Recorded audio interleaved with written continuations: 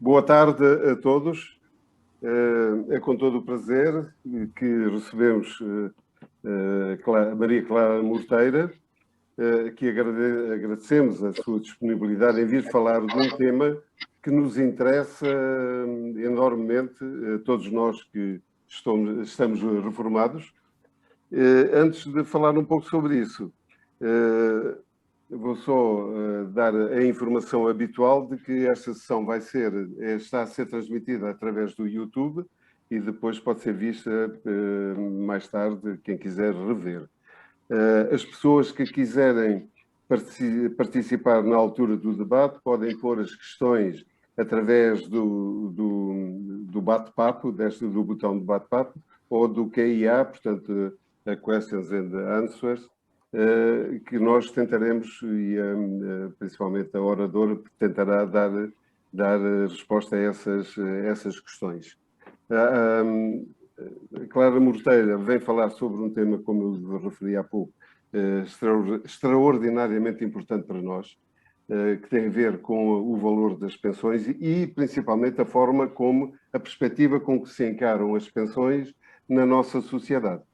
E acho que é uma perspectiva que não é nada habitual, e nós que passamos o período da Troika e sofremos as consequências de uma perspectiva absolutamente negativa relativamente ao problema das pensões e ao peso delas na despesa pública. Portanto, esta perspectiva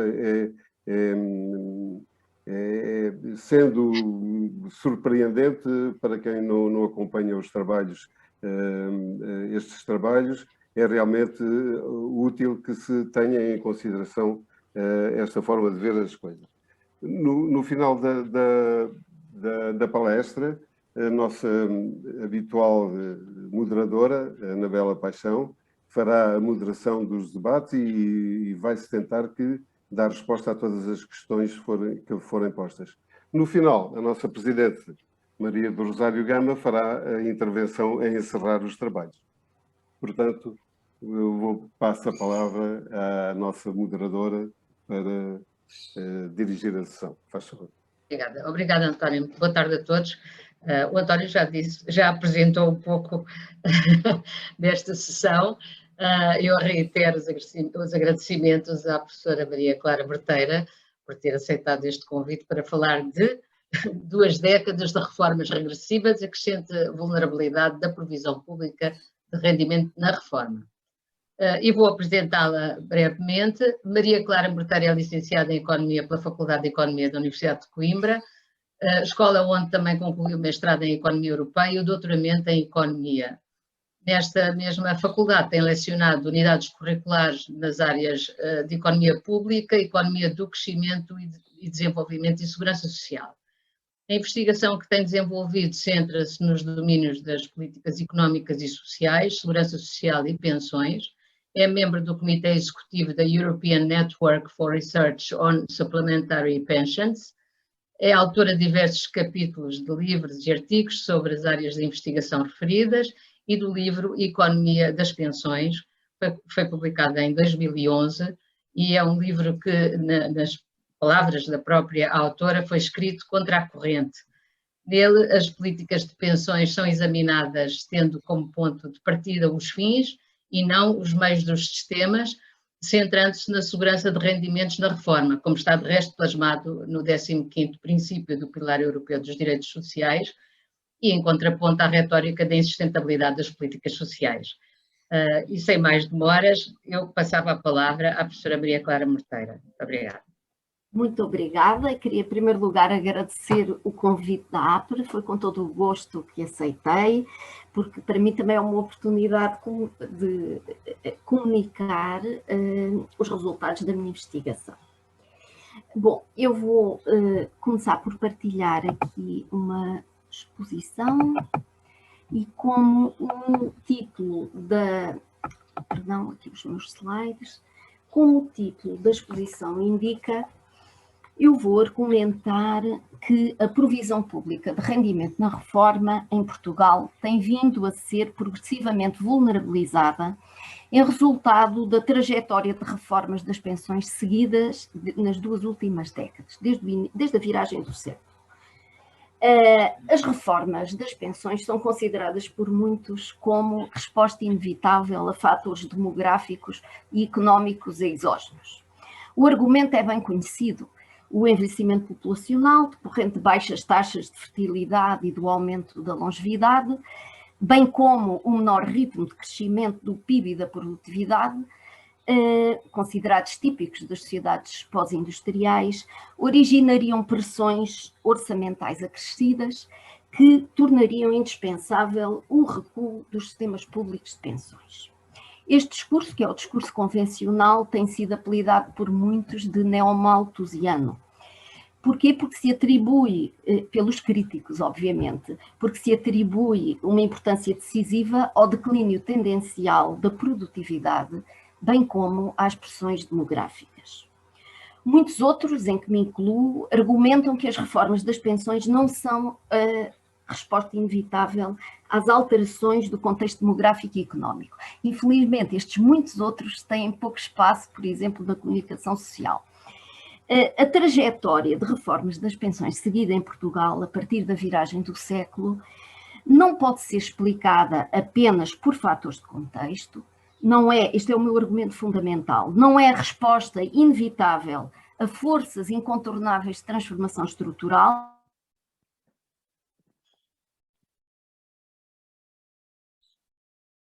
e, portanto, a sucessão de reformas do sistema público de pensões português, para ser devidamente entendida, nós temos que fazer referência a um conjunto de processos institucionais e políticos de nível nacional e supranacional que influenciaram a capacidade do país efetivar direitos económicos e sociais. É fundamental atender, por um lado, ao influxo das agendas políticas difundidas por atores transnacionais, sobretudo a partir de meados dos anos 90, para percebermos porque é que as reformas foram introduzidas. Sem isso, não perceberemos quase nada. Por outro lado, à influência do processo de integração económica e monetária europeia, que atuou como um catalisador de mudança, e também, necessariamente, às idiosincrasias históricas, políticas e socioeconómicas nacionais. O discurso convencional, ou seja, o argumento neomalthusiano, é perigoso, e é perigoso porque tende a atribuir um sentido de objetividade e de inevitabilidade ao recuo dos sistemas públicos de pensões. Mas encerra um problema maior, é que tende a ocultar a responsabilidade das políticas económicas e sociais de teor neoliberal pelas reformas regressivas das pensões. O segundo argumento, este é o argumento básico que eu vou desenvolver, mas o outro argumento que me parece muito importante é que o discurso que foi usado para legitimar estas reformas regressivas e que, portanto, é marcado pelo pessimismo em relação à evolução da demografia e da economia, tem apresentado as reformas como solução para preservar o sistema. São reformas necessárias para salvar a segurança social, para evitar o seu desmantelamento futuro. E, portanto, invocam-se bons argumentos: garantir a sustentabilidade financeira, defender o emprego dos trabalhadores mais velhos e até em nome da garantia da justiça social. Mas a grande questão é se, de facto, estas reformas terão contribuído para salvar o sistema, para evitar o desmantelamento futuro do sistema. E a minha resposta é negativa. Ou seja, estas reformas não salvaram o sistema, pelo contrário, o sistema de pensões estava ainda em processo de maturação e consolidação no início dos anos 90 em Portugal e começou a ser desmantelado silenciosamente a partir da viragem do século. A partir de entre 1999 e 2007 foram aprovadas múltiplas alterações regulamentares que introduziram mudança gradual, mas profundamente transformadora. Profundamente transformadora porque o que implicaram essas mudanças institucionais foi mudança de princípios, mudança de objetivos do sistema e mudança de instrumentos. Portanto, apesar do gradualismo das medidas, a mudança foi profundamente transformadora. E a consequência dessas mudanças foi a crescente vulnerabilidade da provisão pública de rendimento na reforma. O sistema foi resiliente, mas o modelo dominante nos anos 90 não foi resiliente. foi silenciosamente desmantelado. A APRE foi constituída no momento em que o memorando de entendimento introduz mudança abrupta, visível por todos. Os rendimentos dos pensionistas foram severamente atingidos pelas medidas de austeridade. Muitas das medidas então introduzidas foram revertidas, outras não. E as que não foram revertidas são as que vêm a prolongar e aprofundar o que já estava feito antes. E não vou demorar muito sobre as reformas, é a parte da minha exposição que eu vou abreviar para não me demorar excessivamente. Vou começar a desenvolver então, mas se for necessário, depois poderemos voltar a estes tópicos na fase do debate, se tiverem interesse nisso. Bom, passo a desenvolver o primeiro argumento, que a mudança institucional do sistema público de pensões não foi a resposta inevitável ao contexto demográfico e económico, não é a resposta a forças inelutáveis de transformação estrutural, mas o resultado de um conjunto de processos institucionais e políticos de nível nacional e supranacional. Portanto, esquematizando, o recuo do sistema é fruto da adoção de políticas económicas e sociais de teor neoliberal. De facto, não é possível perceber as reformas nacionais das pensões como se fosse um facto isolado, independente da influência das agendas políticas difundidas por atores transnacionais desde meados dos anos 90, sobretudo desde meados dos anos 90, independente do processo de integração económica e monetária europeia e também, obviamente, há um terceiro fator que conta, que são as especificidades históricas, políticas e socioeconómicas nacionais. Vamos começar pelo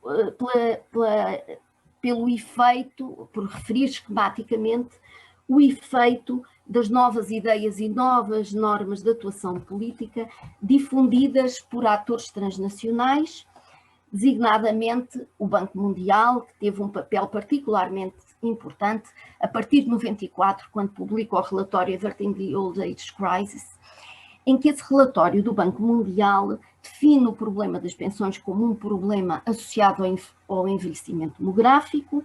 A recomendação geral é no sentido da redução da despesa nos sistemas públicos e o reforço dos esquemas privados geridos por capitalização. E, basicamente, o modelo, como todos conhecem, é um modelo dos 3 pilares, que supõe é um modelo interessante porque quando foi apresentado aparecia como um modelo pouco radical, porque, por exemplo, o Chile tinha feito a privatização total das pensões e o modelo do Banco Mundial aparece como um modelo moderado nesse tempo, à época, porque é um modelo que pressupõe um primeiro pilar público redistributivo, mas concentrado ou vocacionado para aliviar a pobreza dos idosos, um segundo pilar privado complementar gerido por capitalização obrigatório e um terceiro pilar também privado, mas voluntário. O modelo dos 3 pilares. No 1994, em Portugal, a Comissão do Livro Branco da Segurança Social foi criada em 1996. E reparem que quem presidia a Comissão era Correia de Campos, que tinha trabalhado no Banco Mundial. Portanto, as influências são não apenas pela via do presidente da Comissão, mas nós sabemos que depois o relatório, que a influência das ideias disseminadas pelo Banco Mundial se fez sentir de uma forma muito visível na Comissão do Livro, portanto, na Comissão do Livro Branco e também no próprio Livro Branco, que acabou por incorporar muitas das propostas, ou por ter a proposta do grupo principal incorporava muitas das recomendações do Banco Mundial, portanto estava próxima. No que respeita à questão, à influência do processo de integração europeia, vale a pena salientar que Portugal adere à CEE em 1986, no ano em que foi assinado o Ato Único Europeu, que é o marco da viragem neoliberal da política económica na Europa, da livre circulação de pessoas, mercadorias, serviços, capitais. Em 90, inicia-se a primeira fase da União Económica e Monetária, com a liberalização total de movimentos capitais, maior cooperação entre os bancos centrais. Depois temos, 93, entra em vigor o Tratado de Maastricht, e no ano seguinte conclui-se a segunda fase da União Económica e Monetária, com a proibição do financiamento do setor público pelos bancos centrais e o processo conducente à independência dos bancos centrais nacionais. 99 temos o euro, conclui-se a terceira fase da União Económica e Monetária, introdução do euro, política monetária única e entra em vigor o Pacto de Estabilidade e Crescimento. O que é que isto significa? Que os governos deixam de poder utilizar a política orçamental e monetária para promover o crescimento e o emprego através do relançamento da procura. E, portanto, o que é que restam? As políticas de oferta. Sem surpresa, portanto, em 2000, a Cimeira de Lisboa aprova uma estratégia para as políticas sociais assente na sua adaptação às políticas de oferta e ao primado da competitividade. Na área das pensões, institui-se um novo mecanismo de governação não vinculativo, um método aberto de coordenação, para promover a convergência das políticas nacionais de pensões. Fundamentalmente, como é que estes desenvolvimentos afetam as nossas reformas das pensões ou as reformas das pensões em geral? Em primeiro lugar, como todos sabemos, com a adoção do Pacto de Estabilidade e Crescimento, passam a ser impostas pressões diretas para as reformas das pensões por causa das metas impostas para o controle dos déficits e das dívidas. Os sistemas públicos de pensões passam a estar sujeitos a uma vigilância atenta por parte das autoridades europeias encarregadas dos assuntos económicos e financeiros, e a partir de 2000 as instituições europeias passam mesmo a definir orientações comuns para as pensões.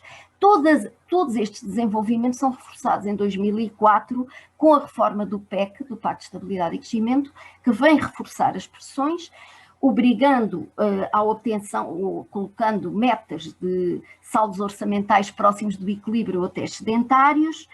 Reforça-se o peso da análise da sustentabilidade no quadro da supervisão orçamental multilateral e há o reforço da pressão dos pares no âmbito do método aberto de coordenação. Portugal, em 2005, é incluído no grupo de países de alto risco no que toca à sustentabilidade das finanças públicas e, portanto, isso também foi um fator importante que pressionou no sentido do avanço das reformas. Mais tarde sabemos que, no tempo em que, quando vigorou o memorando de entendimento com a Troika, as instituições da União Europeia passaram a ser cada vez mais intrusivas no domínio das políticas sociais, mas isso é um breve aspecto. Portanto, podemos falar em pressões diretas resultantes do modelo instituído para a condução da política económica. Mas é importante falarmos de pressões indiretas, que essas são menos, os economistas não têm salientado devidamente e os não economistas provavelmente têm menos consciência do facto. É que o enquadramento institucional da política económica da União Económica e Monetária, bem como o modelo de inserção na economia global, que implicou a total exposição dos países à concorrência internacional, exerceu uma pressão indireta para as reformas. Porquê? Porque contribuiu para o mau desempenho económico de Portugal, bem como de outros países da União Económica Europeia. E o mau desempenho económico, designadamente o baixo ritmo de crescimento económico e o avolumar do desemprego, ou se quisermos melhor, da subutilização da força de trabalho, são contextos económicos que favorecem duas coisas: a elevação do encargo das pensões e a limitação do crescimento da receita dos orçamentos sociais, o que é particularmente grave, porque nós dizemos o seguinte: se o envelhecimento demográfico, que é um facto incontestável, é um fator que tende a elevar o encargo das pensões no sentido em que tende a elevar a despesa, então a melhor resposta que os países poderiam dar face à tendência para a elevação da despesa seria elevar as receitas do sistema. E o que nós verificamos é que toda a política económica conduzida a partir da viragem do século tende a pôr em causa a receita da segurança social. Mas tende a pôr em causa, em primeiro lugar, o encargo das pensões. O encargo das pensões é um indicador relativo. O encargo das pensões não é despesa em pensões, é a despesa que com pensões face à dimensão da economia, face ao PIB. Portanto, é um quociente e que depende tanto da evolução do numerador como depende da evolução do denominador. Vamos fazer uma decomposição simples desta variável nas suas determinantes estruturais. Como compreendem, a equação é simplesíssima, não podia ser mais simples, eu depois tenho uma mais complexa, mas esta é básica para percebermos porque é que o envelhecimento não implica, digamos assim, reduzir pensões. Porque nós temos em numerador uma variável demográfica, uma variável institucional, aliás, eu posso exprimir assim para se tornar mais simples, despesa com pensões sobre a população idosa, grosso modo, é a pensão média, e temos o PIB, portanto temos uma variável demográfica, uma variável institucional ou política, que depende de deliberação política, e temos o PIB. Portanto, a forma como o PIB, digamos, o bolo crescer, é tão determinante como a questão demográfica, que está ali representada pela variável população idosa.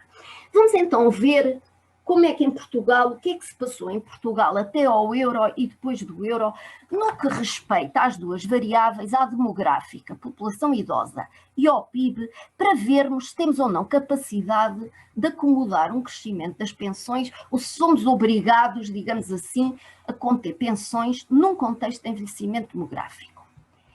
Então, o que represento aqui neste primeiro gráfico, eu tenho sempre que demonstrar, antes de começar a falar, desculpem, este primeiro argumento é essencial antes de falarmos de outras coisas, porque há muitas pessoas bem intencionadas que continuam a acreditar que as pensões são insustentáveis por causa da demografia. Provavelmente entre nós, entre o grupo que está aqui presente, muitos acreditam nisso, porque não se ouve de facto a visão alternativa. E, portanto, desculpem, mas eu tenho sempre que perder metade da exposição a demonstrar o contrário. Bom, então o que é que aqui tenho? Tenho em números índices a evolução da variável população idosa, presumindo que é 65 ou mais anos, desde 1960.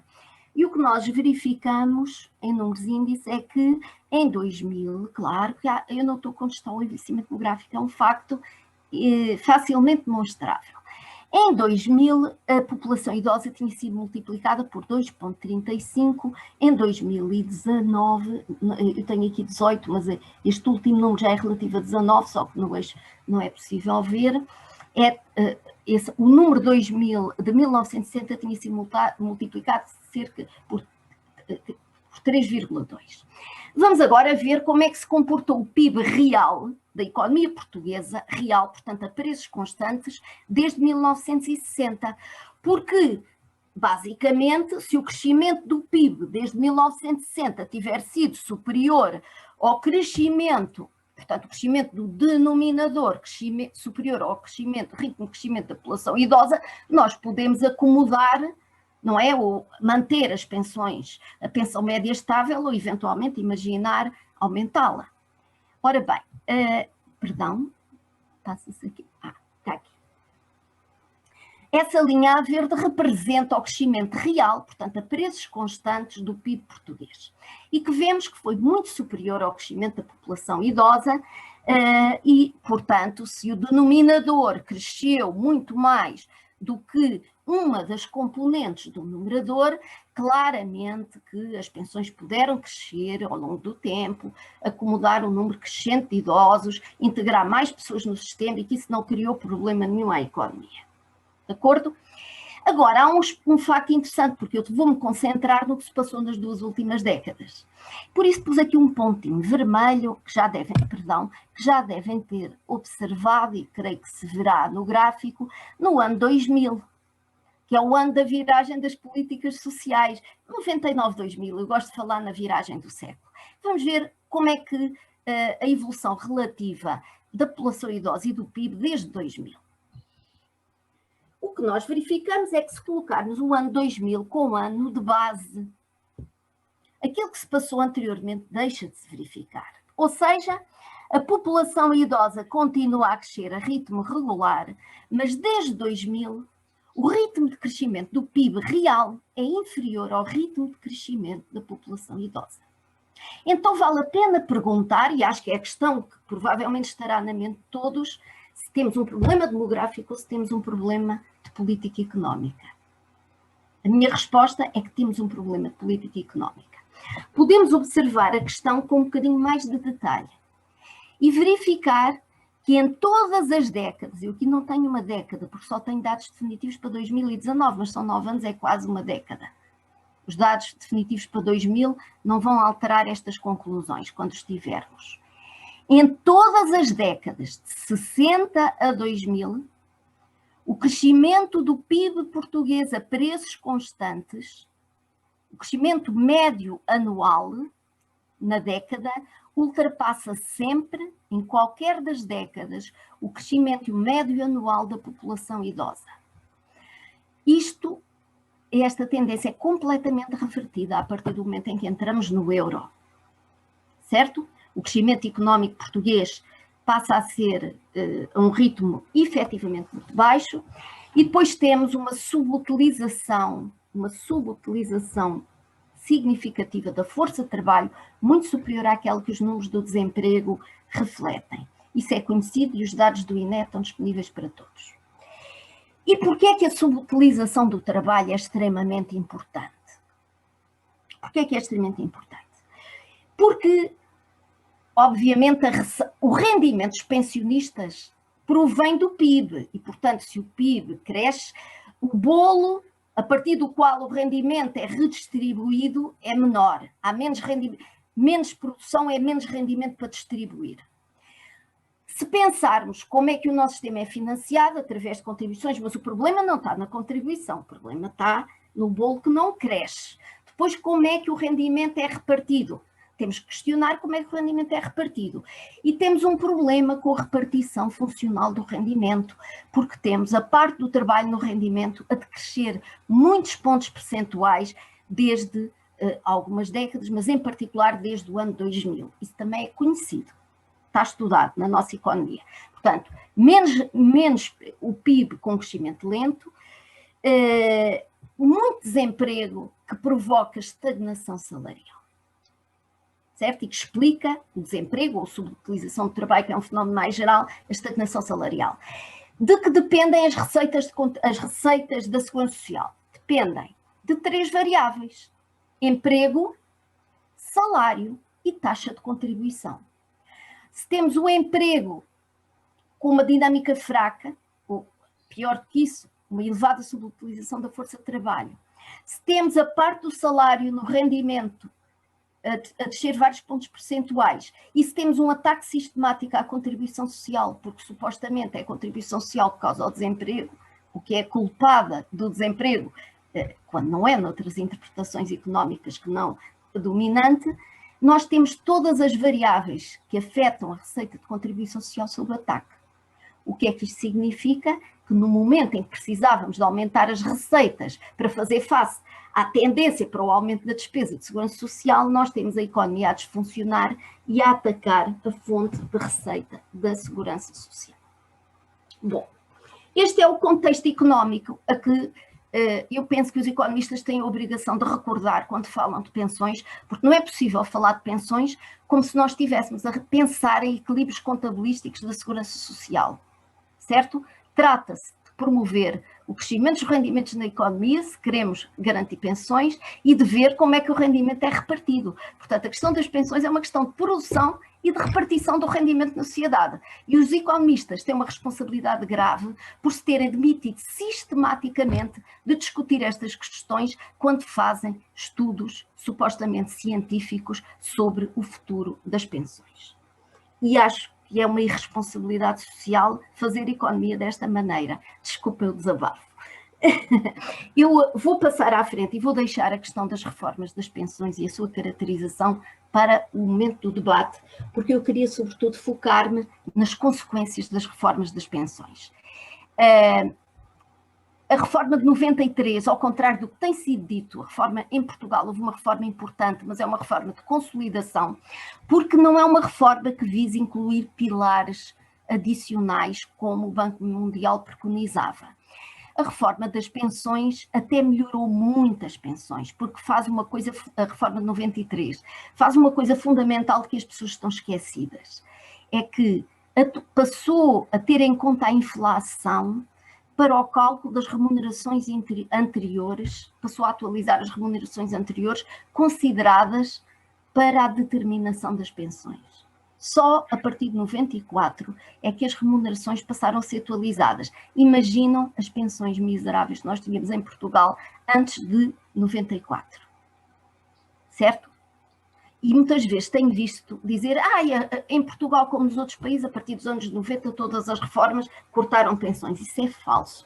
Houve regras menos favoráveis, mas a reforma de 93 ainda é uma reforma de consolidação, não tenta aplicar o modelo do Banco Mundial, apenas introduz mais coerência no nosso sistema. Mas isso é uma questão que discutiremos depois. A partir de 2000, há uma reforma importante. Reparem que a influência do livro branco é evidente. O livro branco é publicado em 98, aqui por lapso não está indicado, mas já tínhamos feito essa referência. Em 99 começamos a mudar princípios, é aquela ideia da penalização por antecipação, da bonificação ao prolongamento da vida ativa. A reforma de 2000 não tem grandes consequências práticas, mas tem consequências na mudança dos princípios, pois vêm a ser adotados em 2007. Notem só uma coisinha, um aspecto interessante. Nós tivemos o modelo dos 3 pilares na terceira lei de bases, instituída, portanto, em 2002, mas esta reforma depois não teve também efeitos, porque acabou por não ser regulamentada. Mas isto é uma outra história mais longa, que dava direito a uma conversa mais longa. O que é verdade é que desde 2007 esta reforma teve efeitos muito significativos e que têm sido subestimados. Eu queria só chamar a atenção para um aspecto que não tenho oportunidade de desenvolver, como compreendem, quero só salientar alguns números, mas aproveito para dizer uma coisa essencial que é, esta reforma foi profunda. Queria só salientar o aspecto que aparece aqui nesta quadrícula, basicamente muda o objetivo do sistema. O objetivo do sistema instituído, do modelo instituído até aos anos 90, era garantir a manutenção dos níveis de vida. E para garantir a manutenção dos níveis de vida é preciso que se façam 2 coisas muito simples. A primeira é que no momento da passagem à reforma, que o rendimento que o pensionista vai receber tenha relação com o seu rendimento corrente anterior. Portanto, é preciso que a pensão se relacione com os salários anteriores. Claro que temos de ter um período mínimo para não haver manipulação do sistema. Não pode ser do ano anterior, tem que ser de um conjunto de anos anteriores. Mas a pensão tem que ter relação com os rendimentos correntes, senão vai haver uma quebra brutal de rendimentos. Ora, se queremos manter os níveis de vida, a pensão deve se relacionar com as remunerações finais e não com as remunerações da vida inteira, de toda a carreira passada, como foi o que se alterou. A fórmula de cálculo passou a considerar as remunerações de toda a carreira, em vez de considerar as melhores remunerações, as remunerações dos melhores 10 anos dos últimos 15. Por outro lado, as regras de indexação são fundamentais, sobretudo num contexto em que as pessoas vão viver mais tempo. Anteriormente era garantida a manutenção do poder de compra de todas as pensões e a partir de 2007 a grande degradação das pensões começa precisamente pela alteração das regras de indexação, que a indexação, como todos sabem, depende do escalão de rendimento, depende da evolução do IPC e depende também do crescimento do PIB, porque só mesmo pensões abaixo de 2 IAs é que têm a garantia da manutenção, neste momento, da indexação do poder de compra. Ou seja, abandonou-se o objetivo da manutenção dos níveis de vida. Isto não é pouco, porque as pensões não existem para combater a pobreza. As pensões existem para garantir a manutenção dos níveis de vida aos trabalhadores na reforma, certo? Quando atingem uma idade que lhes permite reformarem-se. E pensando assim, o que é que nós temos que ver para ver a vulnerabilidade na provisão de rendimento na reforma? Eu sei que estou a demorar muito, mas vou tentar ser o mais breve possível. Temos que ver como é que se têm comportado as pensões face aos rendimentos correntes. Então eu vou usar 2 indicadores fundamentais. Um é como é que a remuneração média, como é que a pensão média tem evoluído face à remuneração média, como é que a pensão mínima tem evoluído face ao salário mínimo, que são os indicadores fundamentais que nós precisamos de observar para tirar conclusões, sobre a evolução destes indicadores. Tudo o resto é discussão teórica, vamos aos números que são sempre expressivos. Diga-se passagem, todos sentimos a questão o impacto das medidas da Troika, mas como vos disse, esse sentiu-se porque foi abrupto, mas o que se passou desde 2007 não foi pouco, só que como é gradual passa despercebido. Peço desculpa. Então o que é que temos? Aqui temos a pensão média de velhice do regime geral a preços constantes. Temos aqui a quebra brutal, portanto temos índice 2007, quebra brutal em 2012, e vemos que hoje a pensão média de velhice, portanto, não recuperou significativamente em termos reais desde 2012, portanto, está praticamente ao mesmo nível, não há recuperação dos rendimentos e que se degradou substancialmente desde 2007 face ao indicador de referência, que é a remuneração média mensal de base. Certo? Este é o primeiro indicador importante. Segundo indicador fundamental. Vamos ver como é que a pensão média se comporta em percentagem da remuneração média. Portanto, face ao gráfico anterior, esta conclusão não representa nenhuma surpresa. Portanto, há uma descida do valor da pensão média face à remuneração de base. Como é que a pensão média se comportou face ao salário mínimo nacional?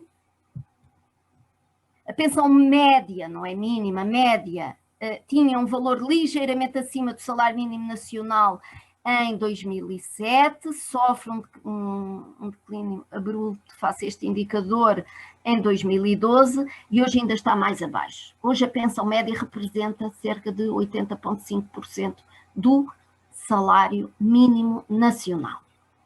E vamos ver agora um indicador final, desvio médio face ao limiar de pobreza. O desvio médio face ao limiar de pobreza tem este comportamento. Terceira série. Em 2007, a pensão média estava 25% acima do limiar de pobreza. Em 2011 era 35% superior, agora está apenas 12% acima. Sofreu uma quebra abrupta face ao limiar de pobreza em 2012, na sequência da austeridade, mas como veem não há recuperação do indicador de pensão média. Isto é o mais sintético que consigo apresentar. Quanto à pensão mínima, a pensão mínima preocupa-me em particular, acho que vai ser a grande luta política dos próximos anos e oxalá que tenha defensores, porque a pensão mínima continua a ser atacada hoje em dia. Eu peço 5 minutos de excesso para explicar esta ideia que me parece absolutamente decisiva. Posso pedir mais 5 minutos? Eu sei que estou no limite do meu tempo. Esteja à vontade, porque já houve um comentário de uma participante a dizer que está a ser tão interessante que temos que lhe dar mais tempo. Portanto, então olha, se é assim, eu peço 10 minutos para a pensão mínima. Porque é assim, em maio de 74, esta questão é de uma relevância extrema. Nós estamos a falar de trabalhadores, eu não estou a falar de pobres, mas infelizmente muitos trabalhadores são pobres. A pensão mínima, em 1974, o mesmo diploma de 27 de maio de 1974, que institui o salário mínimo nacional, define que a pensão mínima de velhice não pode ser inferior a 50% do salário mínimo nacional, de acordo com o que a OIT recomendava à época, certo? Pensão mínima não inferior a 50% do salário mínimo nacional. Isto é uma história própria, mas isso fica para outra intervenção. Em 1993, o Estado, as pensões, reparem, eu disse há pouco, só em 94 é que os salários anteriores começaram a ser revalorizados para o cálculo da pensão. Agora imaginem, nos anos da grande inflação, final dos anos 70, anos 80, imensas inflações, vejam as pensões baixíssimas que eram garantidas. E esta questão foi sempre uma questão muito importante no centro, e que esteve no centro do debate, políticas mínimas. Hoje desapareceu, mas desapareceu por más razões. O complemento social, a pensão mínima passou a ser financiada assim. Quando a pensão estatutária, o complemento social em 93 foi criado uma prestação que se chama complemento social, que é uma prestação variável, que passou a contar, que era financiado com transferências do Orçamento de Estado. O que é que isto quer dizer? Porque quando a pensão estatutária, que é a pensão que resulta da aplicação das regras de cálculo, era inferior aos tais níveis mínimos recomendados, o que é que começou a acontecer? Entravam verbas do Orçamento de Estado para financiar este complemento, que é um complemento variável. O quê? Porque é de montante tal para garantir que a pensão que resulta da regra de cálculo se soma à importância necessária para garantir um nível mínimo. Certo? E a coisa funciona assim, mas não se esqueçam que o complemento social é financiado com verbas do Orçamento de Estado. Este aspecto é importante, porque depois serve para deslegitimar as pensões mínimas mais tarde. O que é verdade é que em 96 e 97 começou a surgir uma política de valorização das pensões mais degradadas. Em 98, as pensões mínimas começaram a convergir com o salário mínimo nacional. Em 2002, fixou-se um limite temporal para finalizar a convergência. E em 2006, a convergência foi concluída. Mas no ano 2006, a convergência começou a ser atacada. Em dezembro de 2006 já começou também a divergência. Ou seja, uma política que tinha sido, se quisermos pensar na valorização, tivemos 10 anos a valorizar pensões. E no ano 2006 começou a surgir a desvalorização. Muito bem, o que é que eu quero salientar? Porque é que isto aparece? Antes de falar na desvalorização, eu quero sublinhar dois aspectos. A pensão mínima foi concebida desde 74 como um direito construído a partir do trabalho. Tanto que os diferentes escalões da pensão mínima dependem da duração da carreira contributiva. E a referência era o salário mínimo nacional, até 2006, certo? Um direito construído a partir do trabalho que existe para substituir o salário. E é bom sublinharmos, porque eu penso que esta é a luta política dos próximos anos.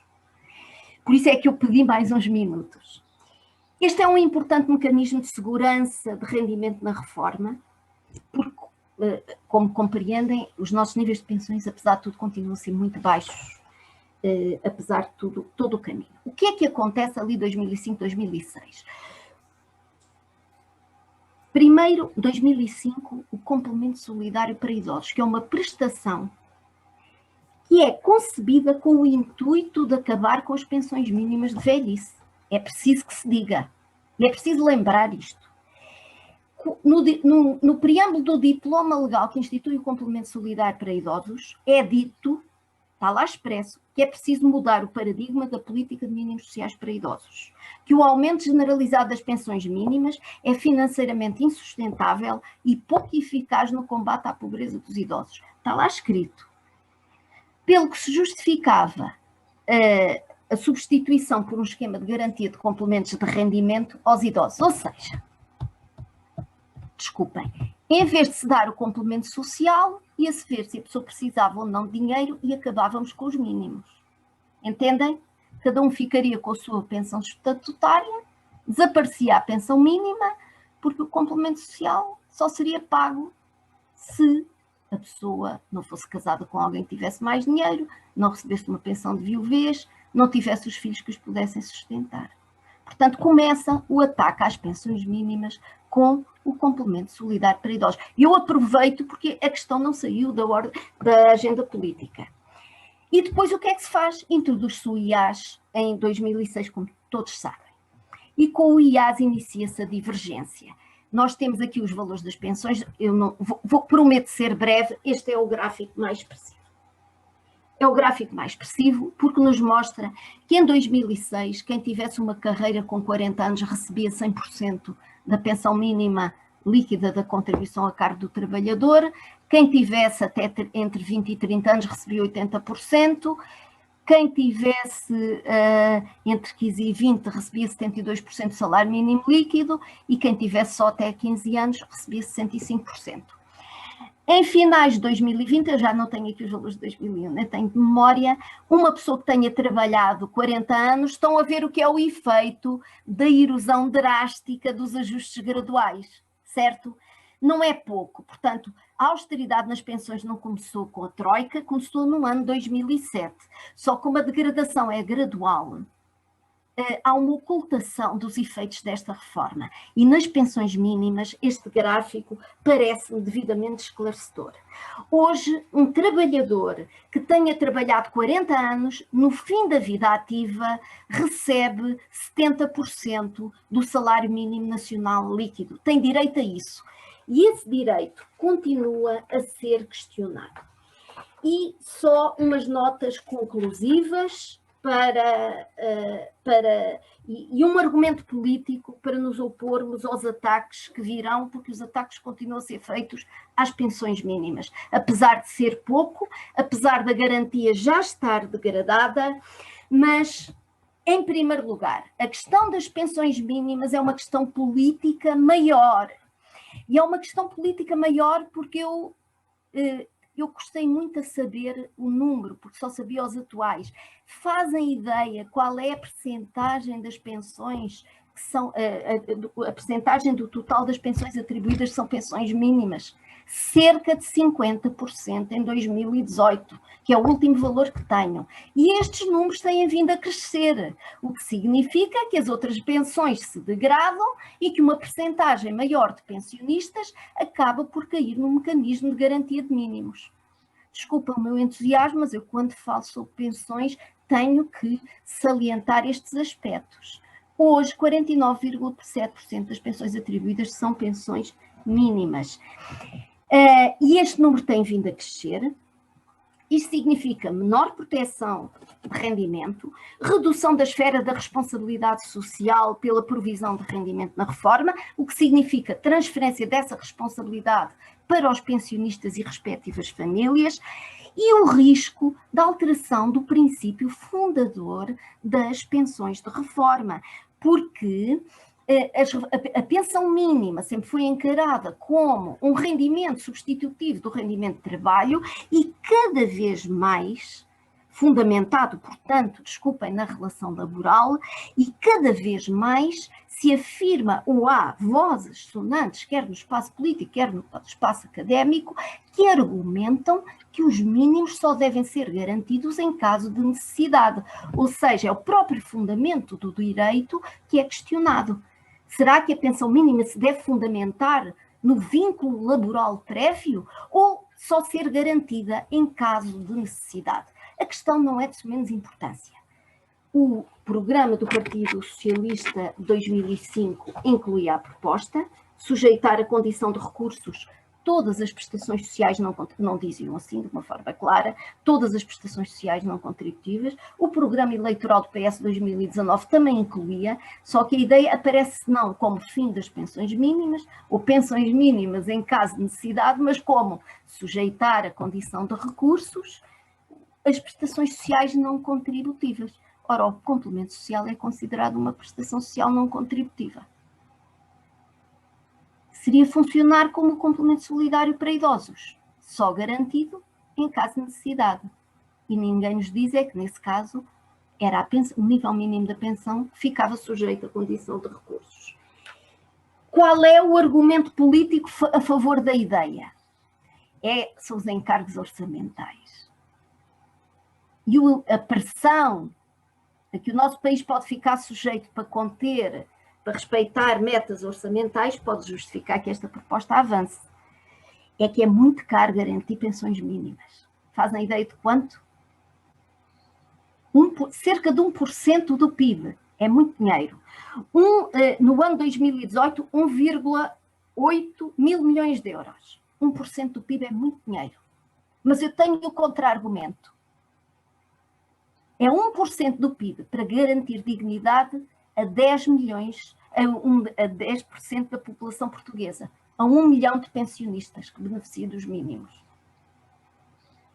Não falo mais. Muito obrigada, muito obrigada. Desculpem a demora.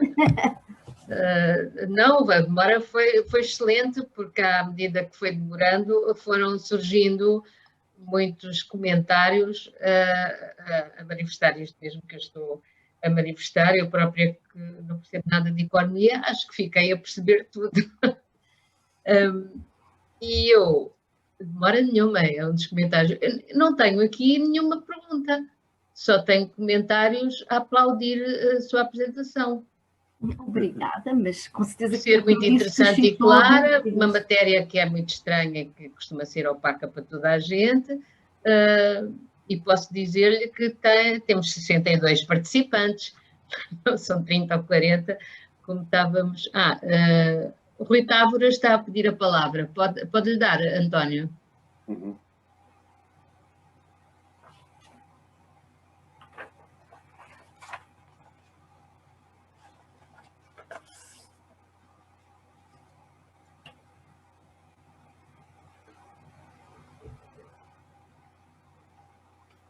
Estou a tentar identificá-lo aqui.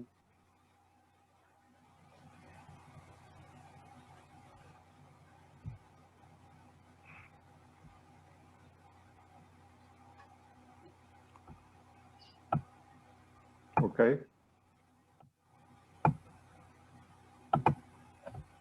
O Rui Távora já pode falar, se ativar o som. Pode ativar o som.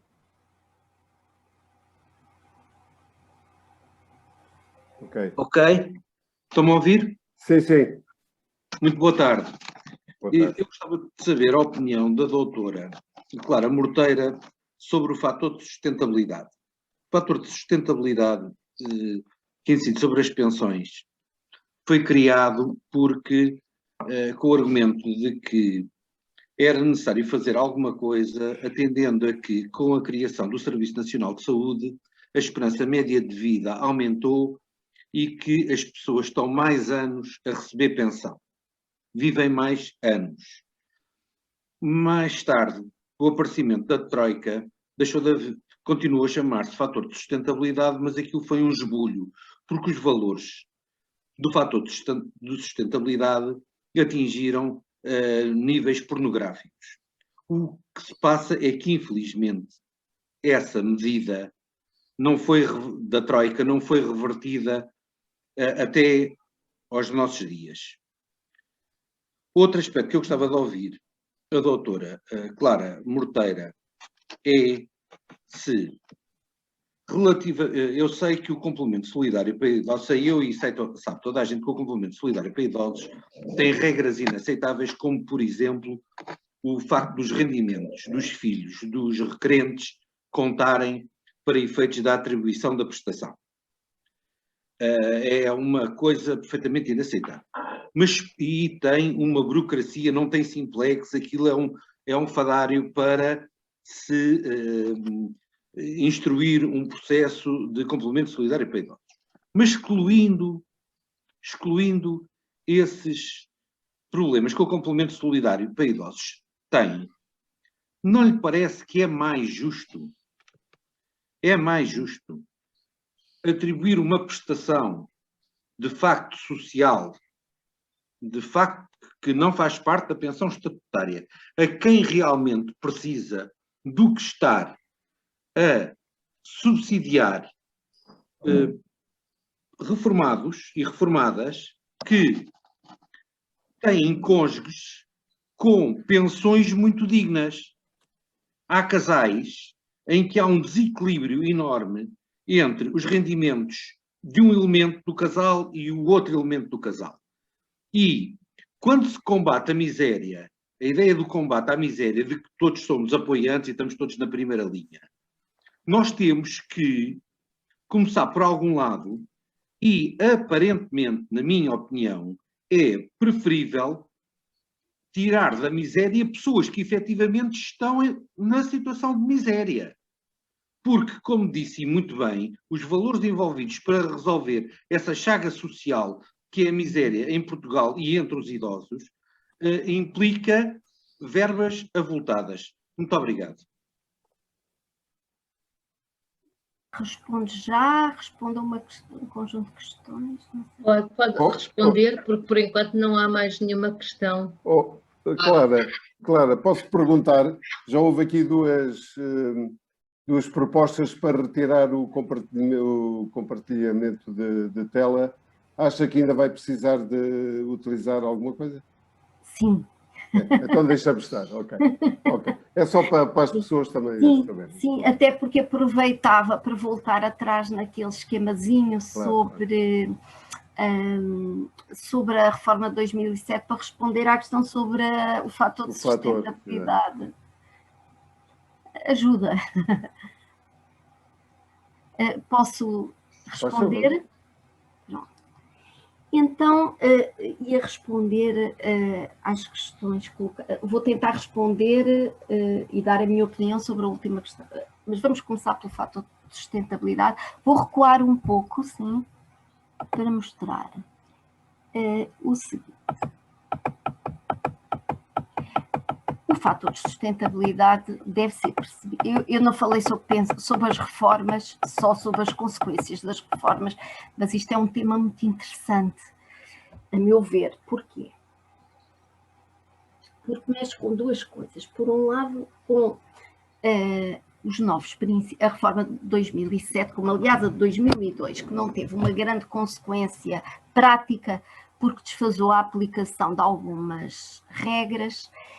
Mas nós, quando falei aqui na mudança da regra de cálculo, eu salientei a questão da pensão ser calculada com base nas remunerações de toda a carreira, porque normalmente as pessoas são mais sensíveis à questão do fator de sustentabilidade, porque percebemos que o fator de sustentabilidade é um fator de corte da pensão, e que nos corta a pensão em X%, acaba por ter alguma transparência. E é mais fácil perceber como é que como é que este fator afeta a pensão. É mais fácil perceber, por isso eu não fiz grande referência ao fator de sustentabilidade e sublinhei a questão da transição para a fórmula de cálculo que considera as remunerações de todas as carreiras. Mas se repararem, primeiro eu queria chamar a atenção para o seguinte, eu digo aqui novos princípios, depois não falei sobre o assunto, mas o que é verdade é que quando estas regras mudam segundo uma lógica própria, que é fazer crer, quando eu digo normas atuariais, é as normas seguradoras. Portanto, isto significa, as normas dos seguros, que as pensões públicas estão a ser desenhadas ou concebidas como se fossem um esquema de poupança-reforma, digamos assim, ou mais próximo, não é como se, mas mais próximo de um esquema de poupança-reforma, em que, de facto, aquilo que vamos receber depende de parâmetros sociais, não depende apenas dos nossos salários e do número de anos que contribuímos, como no esquema convencional, que se designa de prestações definidas, porque aquilo que vamos receber na reforma, no esquema vigente nos anos 90, era absolutamente definido, dependia do número de anos de contribuições e dos salários dos últimos anos. Agora não, há um laço mais estreito entre o que vamos receber e o que cada um deu para o sistema. Portanto, o sistema torna-se menos redistributivo à escala social e passa a ser, portanto, a haver um laço mais estreito entre aquilo que cada um dá para o sistema e aquilo que cada um retira do sistema, como se fosse uma espécie de esquema de poupança individual.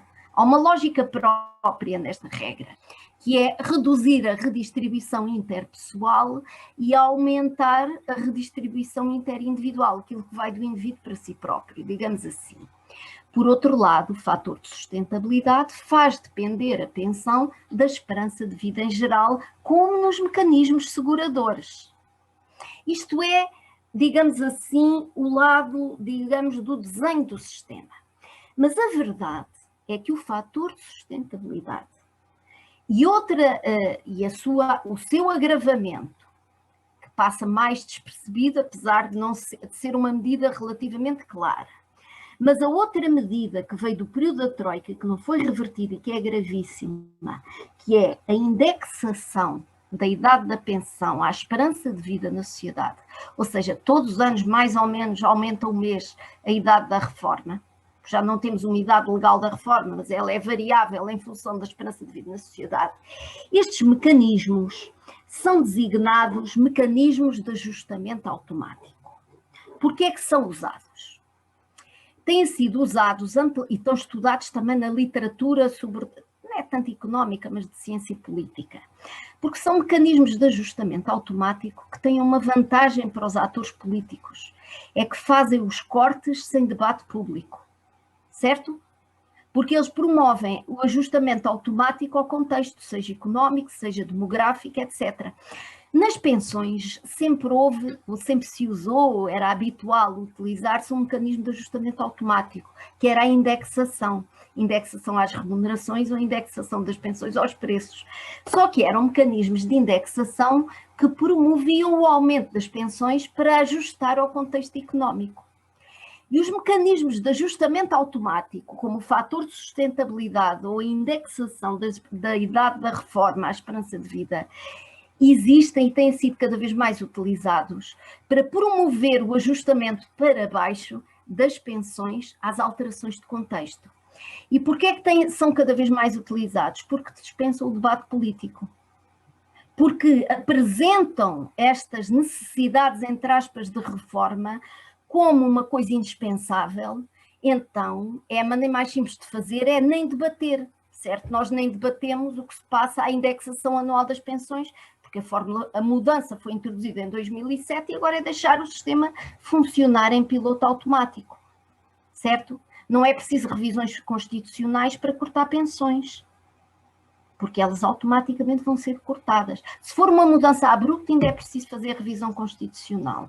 Mas deixando de vigorar as regras de 2017, isto degrada por si mesmo.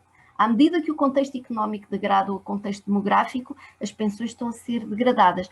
Por isso é que alguns economistas da Comissão Europeia que são favoráveis à degradação do sistema dizem que o pior risco que corre o sistema português é de reversão das reformas, por razões políticas. Estão a perceber? Porque o sistema automaticamente degrada. Por exemplo, a redução da mínima que mostrei naquele esquema é automática. E por isso é que o fator de sustentabilidade funciona bem, é um corte automático. Nós não o debatemos anualmente. Despolitiza os cortes, estão a perceber? Fazem-se cortes sem debate político. O que devíamos, se calhar, é discutir toda esta lógica, mas isso já é outra questão e que é muito mais difícil, sobretudo no atual contexto. A questão do fator de sustentabilidade, espero ter dado uma resposta cabal. A questão do complemento solidário, aqui sim posso interromper a partilha e voltarei a ela se precisar. A questão do complemento solidário é uma questão muito mais complexa. Claro que é indigno dizermos que é preciso ver se os filhos não podem sustentar os pais, porque isso significa, é indigno, como é indigno reduzir pensões e esperar que as famílias resolvam o problema. Porquê? Porque isso significa o retorno a formas de gestão, a formas Eu não consigo, peço desculpa, estava a tentar ler o bate-papo e não consigo manter o discurso enquanto leio, portanto não consigo seguir o bate-papo, depois tenho que me Deixe estar que eu recolho as perguntas e depois... Pronto, eu vou tentar nem olhar, porque senão perco um bocadinho a linha de raciocínio. Desculpa, eu vi que me estavam a interpelar diretamente, mas eu não consigo fazer as duas coisas em simultâneo. Vamos lá ver. A questão do complemento solidário para idosos para mim é muito importante em si, porque representa, em primeiro lugar, e estou de acordo com o amigo Rui Távora, coloca a questão do rendimento dos filhos, que é absolutamente indigno. O que é que isto significa? Significa que, de facto, o risco de insuficiência de rendimento na reforma, em vez de ser assumido como uma responsabilidade pública, passa a ser transferido para a esfera privada. Estamos a falar para a esfera da família e do indivíduo. Portanto, a gestão do risco passa a ser a nível individual ou familiar. E esse aspecto, evidentemente, de um ponto de vista de normas de cidadania, merece reflexão. Basicamente, deixem-me só fazer aqui uma breve alusão à questão do complemento social, porque eu acho que merece... A última questão que me coloca, eu concordo com a questão do rendimento dos filhos, que é indigna, mas não concordo com a ideia de que o complemento social deve ser substituído por uma espécie de complemento solidário para idosos, portanto ser pago apenas a quem precisa, porque não podemos desperdiçar recursos públicos. E porquê? O que está em causa é a substituição de um princípio, que é o princípio da universalidade, pelo princípio da seletividade. E nós estamos a falar de rendimentos de trabalho e estamos a falar da garantia de um rendimento ao trabalhador ao fim de X anos de trabalho. Estamos a falar de um direito, o direito à pensão mínima, como direito fundamentado na relação laboral, como um direito que enriquece o próprio estatuto do trabalhador. Eu ainda sou trabalhadora, mas sei que do meu estatuto faz parte a garantia de um nível mínimo de rendimento na reforma. E que eu terei direito a esse rendimento por força do meu esforço contributivo.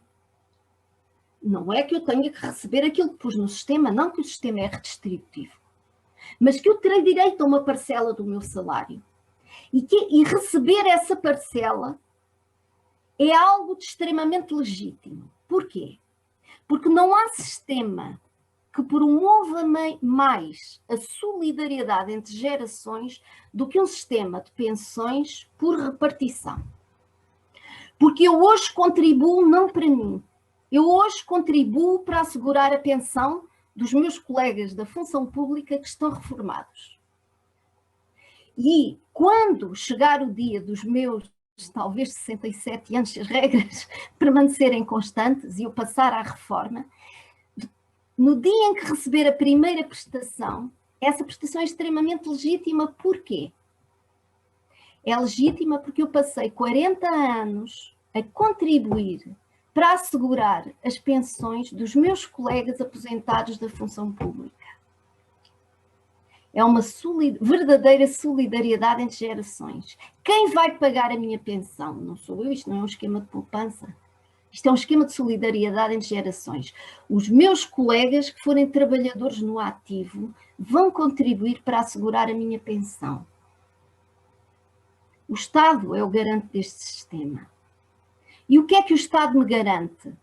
Garante-me agora uma proporção dos meus salários anteriores, não sei se são de toda a carreira, se calhar vão ser, se nada mudar até lá, mas se a proporção dos meus salários, se o montante for muito pequeno, garante-me um mínimo. E agora garante-me um mínimo. Ou terei que, depois de contribuir 40 anos, para que outros reformados tenham pensões, depois de ter trabalhado 40 anos, para receber a minha primeira pensão, ao fim de 40 anos de esforço contributivo, vou ter que provar, eu até sou divorciada, mas podia ter um marido que tinha uma boa pensão. eu tenho que provar que sou divorciada e que não tenho mais ninguém ao lado para ter direito a esse mínimo? Ou se por acaso, na altura, for casada com um homem que tenha uma pensão de 2.000 euros, eu perco o meu direito? Ou se por acaso a minha filha tiver muitas casas e me puder sustentar, eu perco o direito que tive enquanto trabalhadora a ter aquilo que antigamente, a ter a manutenção do meu rendimento na reforma, a manutenção do meu nível de vida que eu conquistei por mim mesma. Que um autor francês, que é o Bernard Friot, chama o salário continuado na reforma, que é o ideal, o sistema de pensão ideal. É aquele que nos garante a continuação do salário na reforma, que garante a dignidade do trabalhador. Ou eu tenho que provar que preciso, depois de contribuir para os meus colegas durante 40 anos, colegas reformados, enquanto trabalhador contribuir para os reformados durante 40 anos. O que está aqui em causa é uma questão de princípio. E eu gosto de discutir a segurança social a partir dos princípios. O princípio fundamental é se devemos aceitar que a garantia dos mínimos se fundamente no exercício de uma atividade profissional prévia, se fundamente na relação laboral, ou se aceitamos que a garantia de mínimos fique sujeita ao princípio da necessidade. No plano dos princípios é o que está em causa. Segundo ponto, os riscos de substituirmos prestações universais por prestações seletivas, apenas para quem precisa. Eu sei que a questão dos recursos orçamentais é decisiva, mas vamos ver as consequências de substituir prestações universais por prestações seletivas. As prestações seletivas são sempre, o discurso de legitimação das prestações seletivas baseia sempre na ideia de que há escassez de recursos e quando há falta de recursos tem que se atribuir a quem mais precisa. É muito difícil contestar isto. Mas o que acontece é o seguinte: esta lógica baseia-se num critério económico, que é análise custo-benefício de cada euro gasto em prestações sociais. E a questão que eu coloco é se, quando estamos a falar de segurança social e de pensões em particular, se nós podemos raciocinar tendo como base única e exclusivamente um princípio custo-benefício de eficácia dos recursos gastos. Então, se aceitamos este princípio, temos que pensar nas suas consequências e substituir o que é universal por alguma coisa que é seletiva, porque de facto é mais eficaz. E o que vou fazer aqui, vou usar uma metáfora. Imaginem que eu tenho uma estrada com buracos, cheia de buracos. Eu tenho duas soluções. Uma é meter alguma areia para tapar os buracos e outra é consolidar a estrutura. É claro que eu gasto menos dinheiro a tapar os buracos com areia. Eu gasto mais dinheiro a consolidar a estrutura. Mas se calhar no longo prazo até gasto menos dinheiro, certo? Ou a médio prazo. É só uma imagem do tapar buracos, de ir pôr dinheiro onde ele falta. Se eu colmatar um gap, claro que isso é mais eficaz. Mas se calhar não é a melhor norma para nos orientar, ter só uma norma de eficiência. Quando estamos a discutir prestações sociais é um bocadinho complicado. Porquê? Porque nós estamos a substituir um mecanismo que é preventivo por um mecanismo que é meramente corretivo. Quando eu garanto pensões mínimas decentes, dignas, eu estou a prevenir as situações de pobreza, prestações mínimas universais, certo? Se eu garanto uma pensão mínima universal, eu estou a prevenir a pobreza. Se eu não garanto, eu vou corrigir a pobreza que se vai manifestar. E o que está aí em causa, quando substituo o universal pelo seletivo, é substituir o preventivo pelo corretivo. Qualquer médico, como a doutora Alexandra dirá, mais vale prevenir a saúde do que corrigir.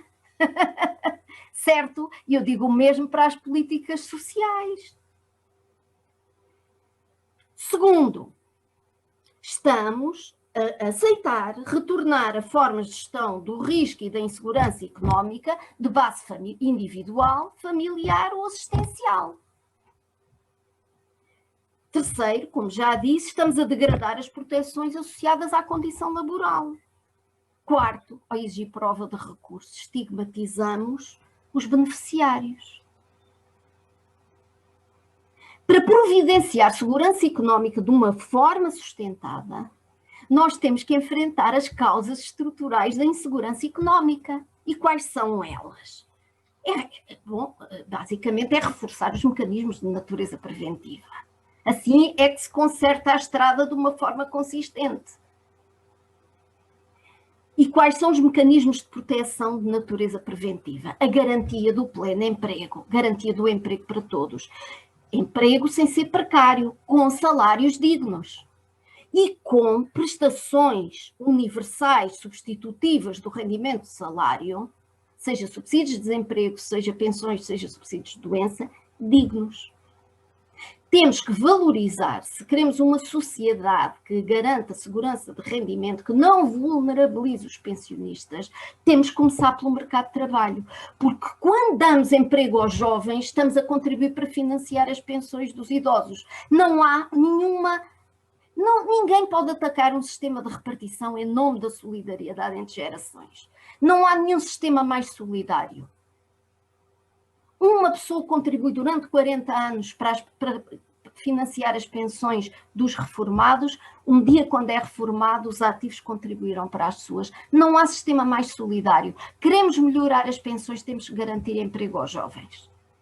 Porque aí vem a receita de contribuição suficiente para garantir um sistema sustentável. O que as pensões não aguentam é um modelo económico que reduz a dimensão do bolo, que limita o crescimento do bolo e que coloca uma percentagem muito grande da população ativa no desemprego ou em situação de trabalho precário, de subemprego, o que remete muitos dos desempregados já para a categoria de inativos, porque já são desencorajados, já desistiram de procurar trabalho. Tudo o que fizermos a favor do emprego, estamos a fazer a favor do financiamento das pensões. Não se esqueçam, estamos num contexto demográfico que cria pressões sobre a despesa, o que é preciso é aumentar a receita. Portanto, nós temos que ter, para garantir pensões sustentáveis, políticas económicas que reforcem o crescimento económico, que garantam a plena utilização da força de trabalho, que não ataquem a receita, certo? Seja a receita de contribuição social, porque reparem, é muito fácil dizer, os custos salariais do trabalho, os custos não salariais do trabalho são responsáveis pelo emprego. Responsabiliza-se hoje a contribuição social pelo desemprego. É uma maneira de distrair a nossa atenção, não olhar para as políticas económicas de teor neoliberal que têm limitado o crescimento económico e promovido uma ampla subutilização do trabalho. Mas isso, pronto, é um paradigma económico que para mim é descabido de sentido. Muito obrigada. Eu não tenho dado trabalho nenhum a moderar, porque eu acho que esta sua resposta acabou por responder a uma série de comentários e perguntas que foram sendo feitos. E eu pego para tentar resumir uma observação da Isabel, não sei se é Isabel Godinho, que diz que isto pede quase uma revolução, como uma solução que leva a mais equidade e mais justa repartição funcional do rendimento. Ora, se não se antevê tal revolução, o que é que nós podemos fazer para contrariar esta narrativa dominante sobre a insustentabilidade? Há um outro comentário anterior que fala nisto. Nós vivemos num ambiente de salários baixos, não é? O que é que podemos fazer também para não ter pensões baixas, se soluções alternativas de financiamento, opções por seguros. Tenho muita dificuldade em fazer-lhe perguntas, porque acho que já foram respondidas muitas e estamos quase a chegar ao ponto de termos que terminar, mas pelo menos estas duas que eu acho que englobam alguns dos comentários que foram sendo feitos. Portanto, recordo-me as duas questões essenciais, que eu estava aqui um pouco desconcentrada, peço desculpa. O que é que nós podemos, o que é que se pode fazer, porque é uma revolução do sistema, sim, não é? Sim, já me esquecia. Pronto, e se há formas alternativas de financiar? Isto são respostas um bocadinho também longas, mas eu vou tentar. Então eu já agora aproveito e há umas que são curtas. Se considera que a pensão de sobrevivência é um sistema contributivo ou não, e porque não é determinado como complemento solidário para idosos, e há só uma outra, esta também é da resposta curta, se sabe se Portugal é o único país da União Europeia que tem este sistema automático de ajuste que resulta da introdução do fator de sustentabilidade. Estas são mais curtas. Então eu vou começar, se me permite, vou começar pelas curtas e depois passava às longas. Portanto, a pensão de sobrevivência é considerada um direito derivado, não é? Porque não é direito próprio, é um direito que deriva, portanto, que é garantido aos filhos, ao cônjuge sobrevive, etc. Portanto, que é direito derivado. Mas a lógica foi sempre foi também manutenção do nível de vida, em que o cônjuge sobrevive, os filhos órfãos teriam direito a uma parcela do rendimento da pessoa falecida, digamos assim. Mas a lógica era também para assegurar a manutenção do nível de vida, e isso também justifica que uma pessoa continue a receber uma parcela, porque uma pessoa sozinha, vamos imaginar num casal, desculpem que estou um pouco cansada, agora custa-me, não é raciocinar, o meu discurso está menos fluido. Uma pessoa sozinha, com o seu rendimento, vive menos bem do que duas pessoas com o dobro do rendimento, porque há partilha de algumas despesas em comum e justifica-se, numa perspectiva de manutenção de rendimento, que uma parcela nessa ótica, mas nada garante, como estamos numa era pouco favorável ao desenvolvimento dos direitos sociais, para usar assim uma linguagem pouco incisiva, porque estamos de facto numa era mais favorável à retração dos direitos, nada garante que estes direitos não fiquem sujeitos à condição de recursos. Portanto, essa ideia está na mente de muitos. A lógica tradicional, a lógica que vigorou até aos anos 90 era outra. Para garantir a manutenção dos níveis de vida, garantia-se independentemente de condição de recursos. Resposta rápida. A questão dos mecanismos de ajustamento automático está a ser generalizada em geral, em muitos países do mundo, não é só em Portugal. Portugal tem mecanismos particularmente penalizadores, mas não é único, nem é exclusivo, nem os nossos mecanismos são originais. Isso vê-se em qualquer documento da União Europeia, mesmo na União Europeia estes mecanismos são vulgares, mas não só. Porque os modelos de política social, os instrumentos de política social, tendem a divulgar-se um pouco por todo o mundo e, portanto, basicamente, não é só em Portugal. Estas ideias são replicadas um pouco em geral. Muito bem. Para responder às questões mais estruturais da revolução do sistema e a contribuição social também exige mais algum tempo, mas então vou começar pela questão o que fazer, uma revolução no sistema. E deixem-me falar, vou fazer novamente uma partilha só para mostrar um gráfico. Um gráfico para dar aqui uma informação aqui de enquadramento, peço desculpa. Quem tiver curiosidade, esta exposição que fiz hoje baseia-se num capítulo que escrevi para um livro organizado pelo professor José Reis, que é Como Reorganizar um País Vulnerável. O meu é o capítulo 3, portanto, quem quiser ter assim acesso à informação que aqui divulguei, portanto, está neste livro. Este livro tem uma história engraçada que eu já contei aqui a alguns amigos da APRE, que foi a seguinte.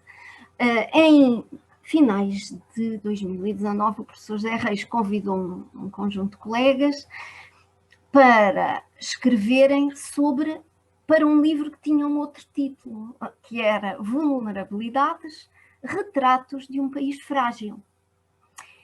Ora, entretanto vem a pandemia. Eu, na altura, estava de sabática, tinha tempo, fiz logo o meu artigo com este conteúdo que acabei aqui por apresentar.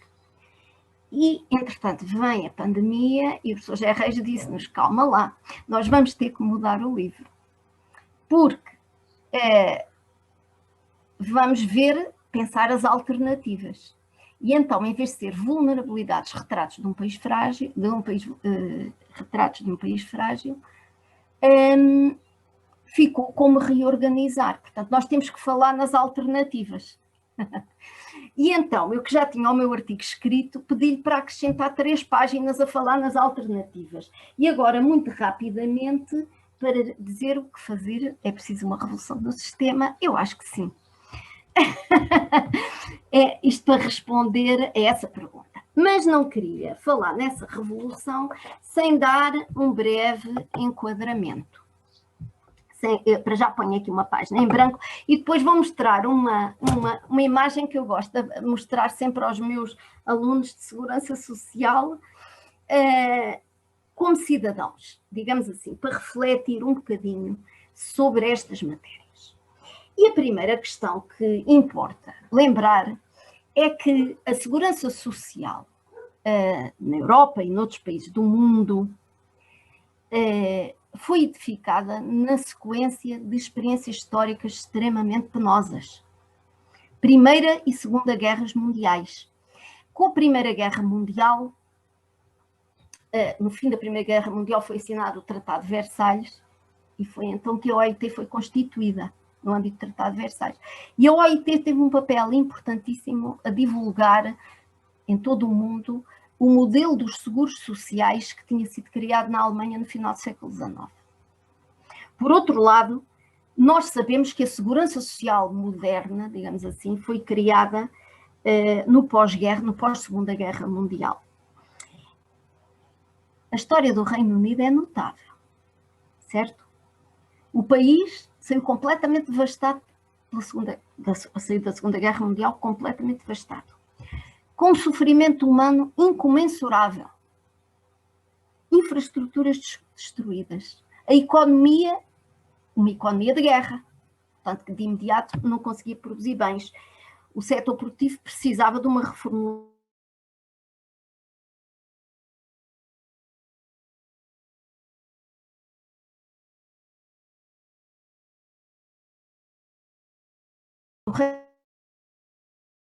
económica que conhecemos hoje. Eu gosto sempre de mostrar este gráfico. Mostro sempre aos meus alunos que é um desafio a quem nos diz que as pensões são insustentáveis. Pois o Reino Unido, Portugal hoje tem uma dívida externa que é de 87,tal% do PIB. O Reino Unido, no pós-guerra, tinha uma situação económica absolutamente calamitosa. A dívida externa era próxima de 250% do PIB, 250%, era aí 235% do PIB. O país estava devastado, tinha uma dívida externa colossal. E o governo trabalhista de Clement Attlee decidiu nortear-se pela ideia de justiça social. Instituir um conjunto de serviços sociais, como o Serviço Nacional de Saúde, pensões, etc., etc., tudo para consubstanciar o ideal que tinha sido inscrito no relatório Beveridge, que era qual? Libertar as pessoas da necessidade do berço até ao túmulo. Podem conceber situação económica pior? Desculpem, isto é um desafio intelectual importante. Agora, há aqui uma coisa fundamental, é que o governo de Attlee era orientado por um ideal de justiça social, mas não esqueçamos a importância dos economistas, porque quando termina a Segunda Guerra Mundial, o pensamento económico dominante e que emerge no pós-guerra estava influenciado pela teoria geral de Keynes. Isto é fundamental. O intervencionismo estatal era encarado de forma positiva, bem como a planificação económica centralizada, a política macroeconómica era ativa, focada no objetivo do pleno emprego, que é aquilo que nós precisamos para acabar com a situação atual de dificuldade de financiar pensões, e as prestações de segurança social eram vistas como algo de positivo, ao contrário da maneira como hoje são encaradas. Que hoje o pensamento económico dominante é contrário às prestações sociais. Da importância dos economistas aqui na história da segurança social. Porquê? Porque as prestações sociais eram consideradas, e eu que sou keynesiana subscrevo inteiramente esse ponto de vista, eram consideradas algo de funcional para a estabilização da procura agregada, porque as economias não funcionam só com oferta. Numa economia há uma oferta e há uma procura. E a motivação para investir, o investimento privado só é relançado se houver consumo. De acordo com a lógica keynesiana, o investimento não é independente do consumo, certo? É preciso estabilizar a procura para dar motivação para o investimento. Se assim não for, claro que é necessário que o Estado intervenha para relançar a economia. Agora, claro, na Inglaterra, reparem como a dívida externa, face ao rendimento, né, foi sendo gradualmente reduzida por causa do modelo de condução da política económica, que foi adotado até o final dos anos 70, e de alguma inflação que é útil para ajudar a reduzir o valor da dívida em termos reais. Mas isso são condições históricas que prevaleciam nessa altura. Hoje as condições históricas são diferentes. É verdade que o facto de estarmos a viver uma pandemia pode suscitar, eventualmente, enfim, outras condições que propiciem o retorno a formas de gestão social mais solidárias, não é? A formas de organização social mais solidárias, isso. Eu não recuso-me a fazer futurologia. O que é verdade é que nós sabemos que é preciso mudar, se queremos ter pensões adequadas, precisamos mudar o modelo de condução da política económica, porque basicamente o que está em causa é a criação de riqueza e a forma da sua repartição, que são de facto as duas grandes questões que preocuparam os primeiros economistas clássicos: como criar riqueza, como promover a sua repartição. Tudo isso depende, evidentemente, eu não sei se é preciso uma revolução no sistema, mas estas duas questões não são independentes, como todos sabemos, das configurações políticas e de poder. Mas o que podemos dizer é que, evidentemente, é sempre possível, mesmo que o produto não cresça, criar regras de repartição mais justas. Mas, claro, tudo depende dos critérios de ética social que acordarmos, da maneira como as sociedades entenderem resolver os seus conflitos distributivos. Claro que o pleno emprego, desistir do pleno emprego é uma opção política que retira automaticamente poder ao trabalho, que não favorece o crescimento salarial, nem favorece o crescimento das prestações substitutivas do rendimento de trabalho. Isto para resposta à revolução do sistema, que espero que tenha sido clara. Claro que sim, mas o pensamento económico dominante é muito importante nisto tudo.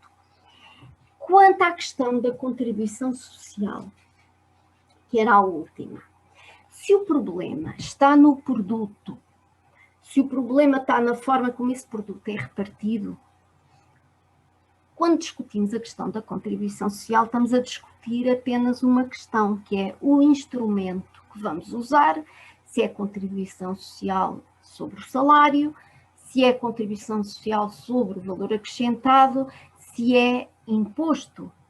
Mas aqui entramos num outro nível de discussão, que é qual o instrumento mais adequado, já na esfera dos instrumentos e não dos grandes objetivos da política económica.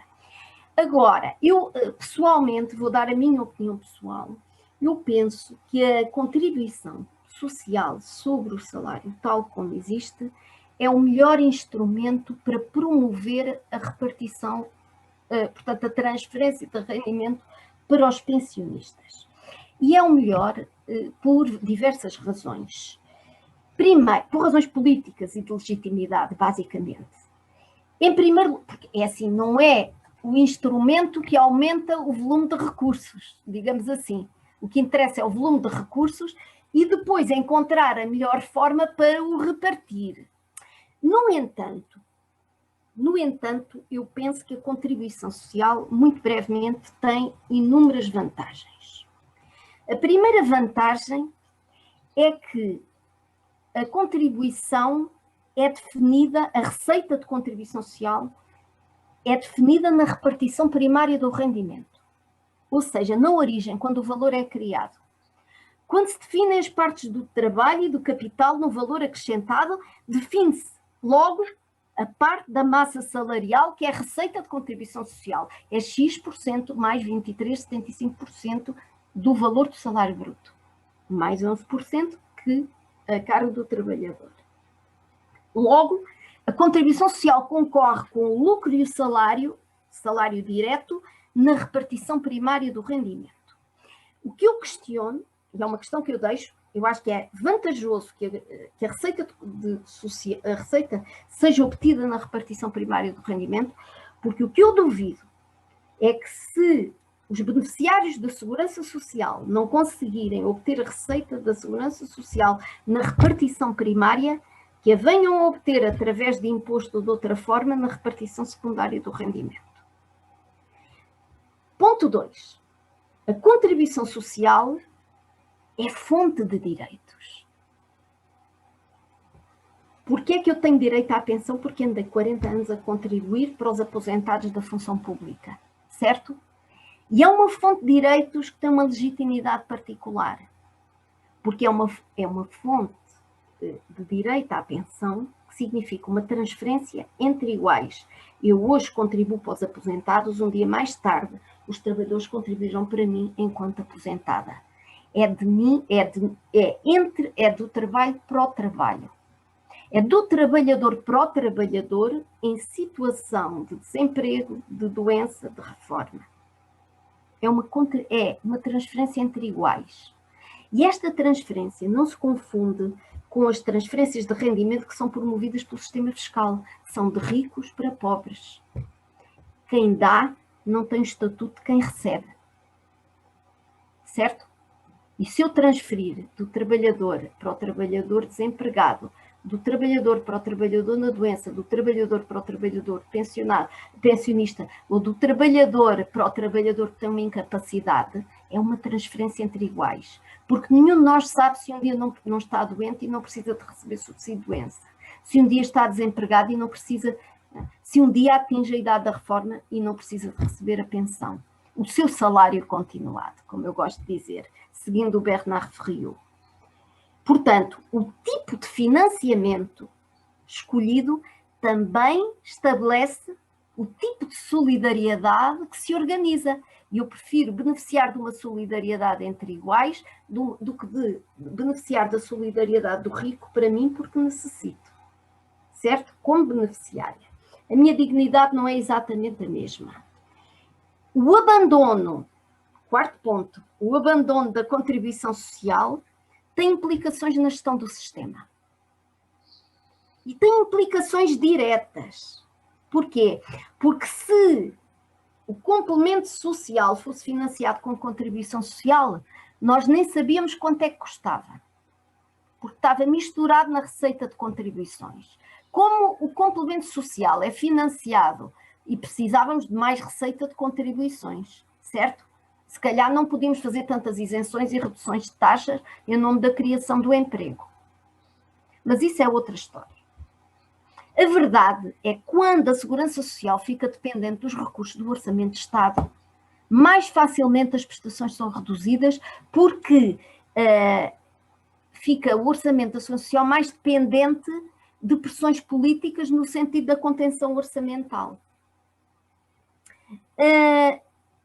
Porquê? Porque a receita de contribuição social é consignada, existe para aquilo mesmo, certo? E o financiamento com receita consignada é menos vulnerável ao risco político. Portanto, sobretudo em fases de retração da despesa pública, esta questão é muito importante. E depois, obviamente, por razões de legitimidade política, porque, como já expliquei, o cumprimento da obrigação contributiva dá-me legítimo ao meu direito à pensão. E isso, nenhum imposto fará o mesmo. Mas pronto, isto é uma opinião meramente pessoal. Professora Maria Clara Morteira, muito obrigada. Eu peço desculpa a algumas pessoas que fizeram perguntas, mas nós temos que acabar, senão ficávamos aqui mais uma hora a ouvi-la, de certeza, e, portanto, algumas questões que ficaram por responder poderão ser respondidas, se calhar, noutra oportunidade. Acho que já foi muito esclarecedor. Importa só de terminar a compartilhar. Exatamente, o compartilhamento de tela. Portanto, com muitos agradecimentos e muitos elogios e aplausos aqui no bate-papo, eu passo agora a palavra à Maria do Rosário Gama para as conclusões. Depois desta intervenção, um pouco mais a acrescentar. É pena que, de facto, a comunicação social dê pouco relevo a posições como as da Clara e dê relevo a outras posições que têm vindo a público, nomeadamente o relatório que saiu há pouco tempo com a chancela da Gulbenkian, em que aquilo que está nesse relatório é uma chamada, digamos, ao combate entre gerações. Porque nesse relatório, fala-se que os portugueses teriam que pagar mais 22% de impostos para manter as pensões intactas. E isto quer dizer, se as pessoas, para se reformarem, os jovens estão agora, ou os menos jovens, ou as pessoas que estão para entrar na reforma, têm esta espada em cima da cabeça quando vê um relatório deste tipo, não é? Isto não é só para os que vão entrar, é também para as pessoas que estão em pagamento. Portanto, era muito importante que este discurso, que esta opinião fosse tão divulgada como é a opinião contrária àquela que aqui defendeu. Nós, na Associação, temos defendido estas posições, temos defendido o fim ou a alteração da lei que prevê o aumento das pensões, a Lei 53B 2006, prevê o aumento das pensões em função do indexante dos apoios sociais e da inflação, porque desde que essa lei está em vigor, uma grande parte dos pensionistas tem perdido o poder de compra e, portanto, aquilo que foi a sua taxa de substituição, onde é que ela já vai, não é? Portanto, já estamos com um valor muito abaixo daquilo que foi o último salário.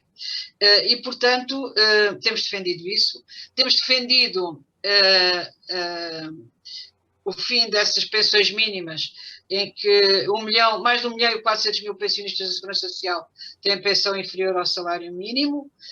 Temos defendido o fim do fator de sustentabilidade, ou pelo menos um outro tipo de cálculo, porque uma pessoa que se reforma antecipadamente tem dois tipos de penalização, o fator de sustentabilidade e o tempo que falta para a reforma, e portanto, de facto, temos tido essa luta. Agora, o que é também um facto é que no discurso político é um tema que não é falado, a não ser que seja só para contrariar os aumentos das pensões. Eu penso que até em relação aos partidos que têm por defesa às causas sociais, poderiam a partir